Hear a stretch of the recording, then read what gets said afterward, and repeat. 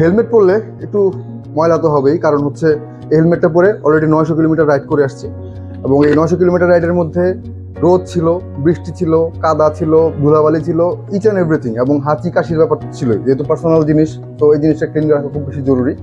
আর helmet যখন ময়লা হয় তখন কিভাবে ক্লিন করতে হয় এই জিনিসটা দেখানোর জন্য আজকে ভিডিওটা করতেছি, যাতে করে আপনাদের হেল্প হয়। অনেকে মানে নিজের হেলমেটে নিজে ক্লিন করতে পারেন না, বা চাইলেও পারেন না, কারণ ট্রিকগুলো আপনারা হয়তো বা জানেন না। আজকে আমি ভিডিওতে দেখাই দিব যে কিভাবে হেলমেট খুব ইজিলি ক্লিন করা যায়, এবং হেলমেট ক্লিন করতে গেলে কি কি ব্যাপারে সতর্ক থাকতে হবে, যাতে করে আপনি খুব ইজিলি হেলমেটটা ক্লিন করতে পারেন। হেলমেটের ভাইজারটা খুলে নেবেন।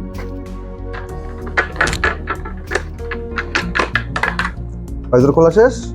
তারপরে হেলমেটের ভিতরে যে প্যাডিং থাকে, এই প্যাডিংটা খুলে নেবেন। এই ভালো মানের হেলমেটের ভিতরে প্যাডিং খোলার ব্যবস্থা থাকে, যেগুলো একদমই সস্তা এবং মানে একদম লো গ্রেডের হেলমেট, ওগুলোতে একদম প্যাডিং থাকে, ফিক্সড প্যাডিং। যেগুলো একটু মানসম্মত হেলমেট এবং সার্টিফাইড হেলমেট, এগুলোতে কিন্তু প্যাডিং খোলার ব্যবস্থা থাকে এবং প্যাডিং লাগানোর ব্যবস্থা থাকে। এবং হচ্ছে এই যে আমি প্যাডিং খুলে ফেলতেছি, খুবই ইজি, তেমন কঠিন কিছু না।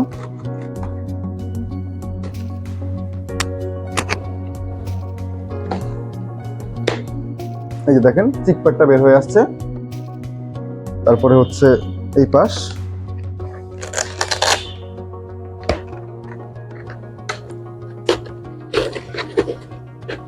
এই দেখেন কি পরিমাণের ধুলা ময়লা ভিতরে জমে আছে অলরেডি। এবং হেলমেট রাইডে থাকলে যখন আপনার মাথাটা ঘামে, এই ঘাম কিন্তু আসলে হেলমেটের এই প্যাডিংগুলো শুষে নেয়, এবং এই ঘামগুলো যখন ভিতরে থেকে যায় তখন কিন্তু স্যাঁতসেঁতে একটা অবস্থা তৈরি হয় এবং খুব বাজে দুর্গন্ধ হয় হেলমেটের মধ্যে। এটা অলরেডি হেলমেটে হয়েছে, কারণ 900 কিলোমিটার তো আসলে অনেক বড় একটা রাইড। তো এই রাইডে বৃষ্টি বাদলও তো ছিল, তো বৃষ্টি ছিল, রোদ ছিল, মাথা ঘামছে বিভিন্ন সময়। তো এই দেখেন কত ইজিলি আমি এই প্যাডিংটা খুলে ফেললাম, একদম ইজি। জাস্ট এই লকে লকে গার্ডে গার্ডে লাগানো থাকে, এই জিনিসগুলোতে টান দিলেই সুন্দর মতো খুলে আসে। দেখছেন, এটা হচ্ছে মাথার ভিতরে। তো এই যে আউটার যে শেলটা আছে, এই আউটার শেলটা যদি ময়লা হয়ে থাকে, সেটা আপনি সাবান পানি দিয়ে একটু কাপড় ভিজে, ময়লা নরম কাপড় ভিজে মুছে ফেলতে পারেন। মুছে রোদে শুকাই নিলেই হয়ে যাবে। আর ভিতরে থাকে পিএস লাইনিং, এগুলো পরিষ্কার করার কিছু নাই। সর্বোচ্চ আপনি একটু হাওয়া মারতে পারেন, না মারলে অসুবিধা নেই, এটা মুছে ফেললেও হয়ে যায়। গেল এটা। আর এই যে প্যাডিংগুলো, এই যে এটা হচ্ছে আপনার উপরের লাইনার, এবং এগুলো হচ্ছে চিক প্যাড। এই জিনিসগুলোই বেসিক্যালি হচ্ছে আপনার ঘাম শুষে নিয়ে ময়লা হয়ে থাকে, এবং এগুলোকে পরিষ্কার করার প্রয়োজন পড়ে। এবং এইগুলা হেলমেট পরিষ্কার করার এই মেথডটা হচ্ছে এরকম, আপনি এগুলো ডিটারজেন্ট দিয়ে করবেন। অফকোর্স ডিটারজেন্ট ইউজ করতে পারেন, এবং ডিটারজেন্ট দিয়ে কীভাবে করবেন আমি দেখাই দিচ্ছি। এই যে একটা বালতিতে পানি নিলাম, যে কোনো একটা পাত্রে বলে আপনি পানি নিতে পারেন, এবং এই যে ডিটারজেন্ট হাতে নিলাম, খুব বেশি নেওয়ার দরকার নেই, অল্প নিলাম। আশা করি এতটুকুতে হয়ে যায়, এতটুকু লাগবে না, একটু কমাই দিলাম, এই এতটুকু। তো এটাকে আগে খুব ভালো মতো মিক্স করতে হবে।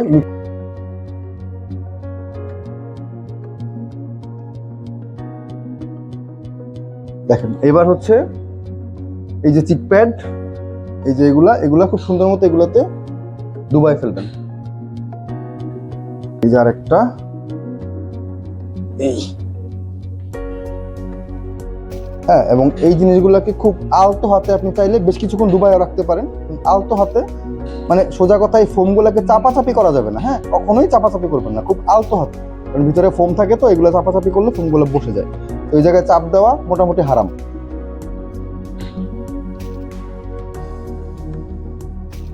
খুব আলতো হাতে চাইলে আপনি একটু রাব করতে পারেন, এতে করে ময়লাটা কেটে যাবে।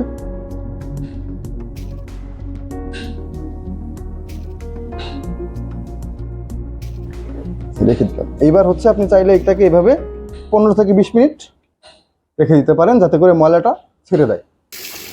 এবং এরপর পরিষ্কার একটা পাত্রে পানি নিয়ে এই জিনিসগুলো খুব আলতোভাবে চুবাবেন, তুলবেন। তারপর ওই অবস্থায় কোনো চাপ দেওয়া যাবে না, পানি ঝরানোর চেষ্টা করা যাবে না। জাস্ট নিয়ে একটা সুতা দিয়ে বেঁধে রোদে টাঙিয়ে দিবেন, পানিটা অটোমেটিক্যালি ঝরে পড়ে যাবে এবং প্যাডিংগুলো শুকিয়ে যাবে। ভাইজার ক্লিন রাখা অনেক বেশি ইম্পর্টেন্ট। আর ভাইজার ক্লিন রাখার জন্য যেটা করতে হবে, ভাইজার অবশ্যই পানি দিয়ে ধুয়ে ফেলতে হবে, পানি এবং সাবান।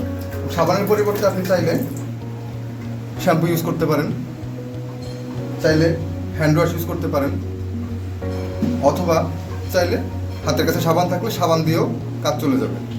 তো আমি আপাতত একটু হ্যান্ড ওয়াশ দিয়ে নিচ্ছি, যে হালকা একটু ভিজিয়ে নিলাম। হ্যান্ড ওয়াশটা জাস্ট একটু এভাবে করে মাখায় নেবেন দুই পাশে, এবং পানি ছেড়ে ভালো মতো ধুয়ে নেবেন। মনে রাখবেন কখনোই ভাইজরে ধুলা ময়লা লাগা অবস্থায় শুকনো কাপড় দিয়ে ডলা দিবেন না, এতে করে ভাইজরে মাইক্রো স্ক্র্যাচ করবে এবং এই ভাইজরের এই মাইক্রো স্ক্র্যাচগুলো উল্টা পাশ থেকে যখন আলো পড়বে তখন রিফ্লেক্ট করে আপনাকে দেখতে সমস্যা করবে। সো হেলমেটের যত্ন নেন আর না নেন, ভাইজরের যত্নটা সবসময় নেওয়ার চেষ্টা করবেন, তাতে করে আপনার ভিজিবিলিটিতে কোনো প্রবলেম হবে না। ফাইনালি হেলমেট একদম চকচকা ক্লিন, প্যাডিংগুলো একদম শুকিয়ে গেছে মচমচা, ভাইজরটাও একদম চকচকা। সো এখন ইনস্টল করার পালা।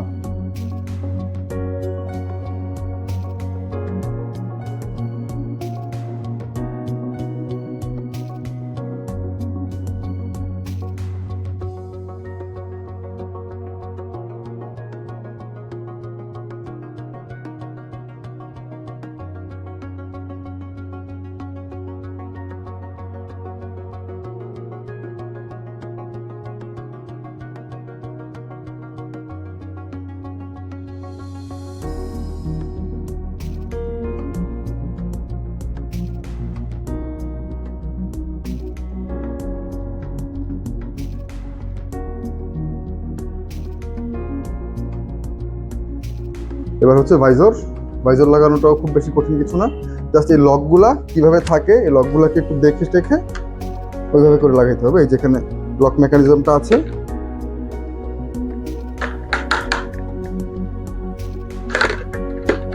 এই লেগে গেল।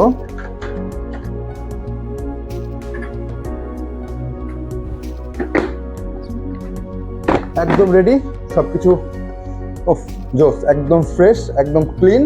এবং এরকম একটা ক্লিন পরিচ্ছন্ন হেলমেট পরে রাইড করলে কিন্তু কনফিডেন্সটা অনেক বেশি বেড়ে যায়।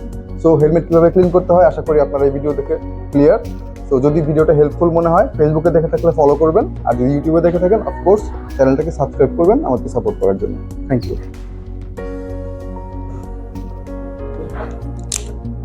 Let's go for a ride.